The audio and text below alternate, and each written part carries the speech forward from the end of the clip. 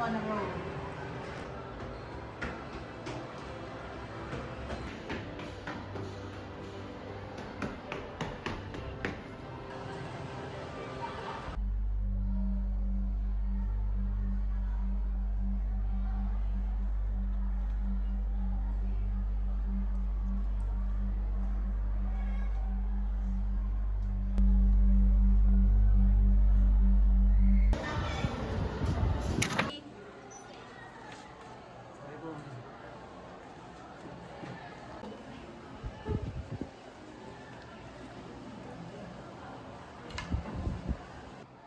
Sinasabi ng karamihan na ako'y stricto, pero ako'y mabait. Huwag niyo lamang abusuhin. You are STEM students. I expect much from you. And we will be having a long year round. So let's get started. Mr. Umbega, you're late again. Jemar, late again? Late again, Mr. Umbega.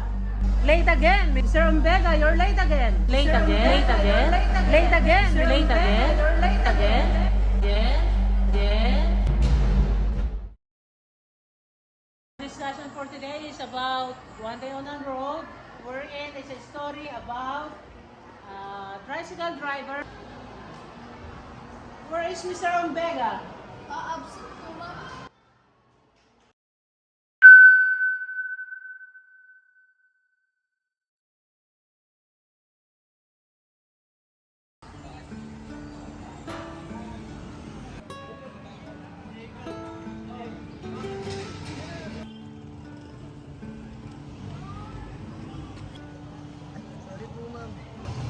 Oh, Umbega.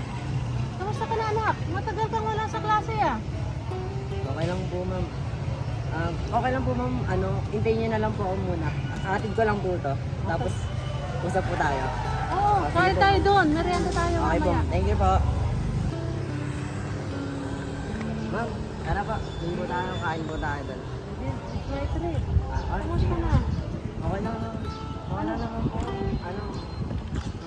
Hindi po kasi, hindi po maano po yung time ko. Hindi po tumasakto po sa pagpasok ko. Kaya po nahihirapan po ako. Tatrabaho ka pala? Opo, ma'am. Matagal na po. Ayaw pala madalas na ulit sa klase. Opo. Kasi po yung oras po ng trabaho, tapos po oras po ng eskwelahan, nagkakasabay po eh. Kaya po, hindi po ako nakakapasok. Tsaka kung makapasok naman po ako, late naman po ako. Wala ka bang kasama sa bahay? Kasa ka mga gulang mo? Wala na po akong magulang ma'am eh. Ako na lang po nagpapaaral sa sarili ko, tsaka po nagsusumikap po para may panggastos po sa araw-araw.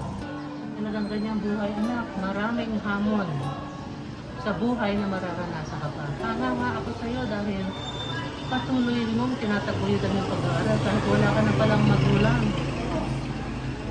Ang mga pagsubok na dumarating sa ating buhay ay mapapahalagahan natin kung patuloy tayong nakikipaglaban na nakikipagsapalaran sa buhay.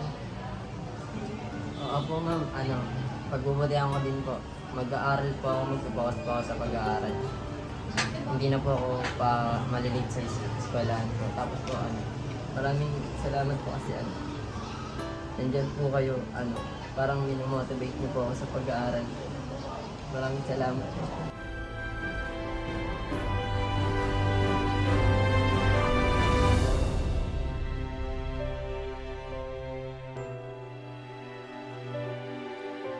Ang pangalan ko ay Jemar Umbega. At ako ay isang guro sa Parang High School. Noong nakaraang panahon, ako po ay isang naghihirap na mag-aaral na may trabaho. Palaging late, laging pagod, laging puyat. Pero hindi po ako sumuko. Sumulong ako sa hirap at ginhawa. Salamat, Ma'am Nieves.